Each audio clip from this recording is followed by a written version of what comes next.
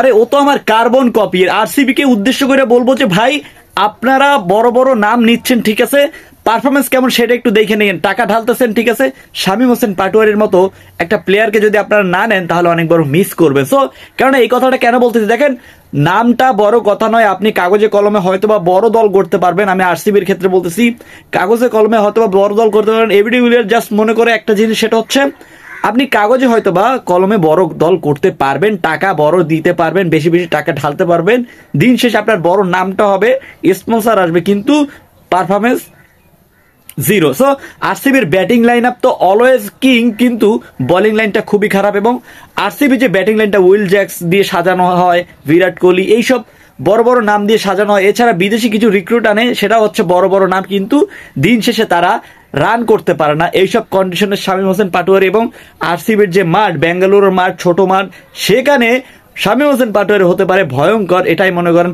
ABD Villiers. কেননা ওর যে 360 degree তো এখন আমি কি বলবো, শামীম হোসেন পাটোয়ারি আপনি যেন খেয়াল করেন, ম্যাকাও বোলিং যে করেন, ম্যাকাও তিনি আইপিএল নিয়মিত খেলেন, আলজেরিয়ার জোসেফ আইপিএল খেলেন, ইভেন রোমারিও শেফার্ড তাদের বিপক্ষে যেভাবে ছক্কাগুলো মারছে, বলে কয়ে ছক্কাগুলো মারছে, তো মানে কি বলবো, স্পিচলেস, কথা বলার ভাষা হারিয়ে ফেলেছি। কেননা এই ধরনের একটা বাংলাদেশি প্লেয়ার যেভাবে শুয়ে বসে ঘুরিয়ে অফ স্টামে গিয়ে লেগে কিভাবে যেভাবে মারে, আসলে আনবিলিভেবল। এবং হয়তো বা শামীম হোসেন পাটোয়ারির একটা সময় অনেক সমালোচনা হচ্ছিল, অনেক সমালোচনা হচ্ছিল, দিন শেষে সবকিছু সমালোচনার জবাব তিনি ব্যাটে দিয়েছেন।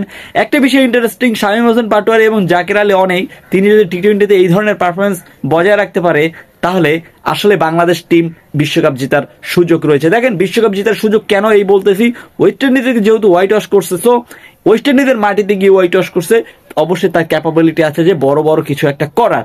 সো সেক্ষেত্রে আমি বলবো যে বাংলাদেশ বিশ্বকাপ জয়ের একটা দ্বার প্রান্তেই রয়েছে বলা চলে। হয় হয়তো বা আমার কথায় আপনি ডিসএগ্রিও করতে পারেন, কিন্তু অনেকে এগ্রি করবেন যারা বাংলাদেশ ক্রিকেট লাভার এবং বিষয়টা তিনি বুঝতে পারছেন। সো সবকিছু মিলে বলবো জাকির আলীর স্ত্রীও কিন্তু এক ধরনের শুটার, তিনিও দুইটা ক্রীড়াবিদ, তারা দুইজনই এক ধরনের বাংলাদেশকে সার্ভিস দেয়। সো সবকিছু মিলিয়ে আমি বলবো জাকির আলী অনেক, এবিডি বিলিয়ার্স যেমন প্রতিটা ম্যাচে তিনি যখন রান করতেন, মানে ওর ব্যাটিং স্টাইলটাই অন্যরকম ছিল।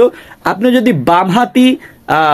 বামহাতি কোনো এবিডি বিলিয়ার্স খুঁজে থাকেন তাহলে শামীম হোসেন পাটোয়ারির মধ্যেকার সবকিছু পাবেন। যেরকম কিন্তু এবিডি বিলিয়ার্সের গঠনটা একটু বড় ছিল, হাই লেভেল ছিল, লম্বা ছিল, কিন্তু সেদিক থেকে শামীম হোসেন পাটোয়ারি ডিভিলিয়ার্সের একটু অন্যরকম। সো সবকিছু মিলিয়ে হয়তো আপনি তাকে সাইজে ছোট দেখতে পারেন, কিন্তু ছোট মরিচের তো বস একটু ঝাল বেশি, তাই না? সো সবকিছু বিবেচনা আমি বলবো যে hats off to Shamim Hossain Patwari. IPL এ তাকে নেওয়া উচিত কিনা, আর যদি নাও নেয় আই ডোন্ট কেয়ার, কেননা এবার আইপিএল তো বাংলাদেশের কেউই নেই। সো আইপিএল না দেখাই একটা চিন্তা ভাবনা করছি। সো আপনি কি মনে করেন প্লিজ কমেন্ট করে জানাই দেন। ধন্যবাদ।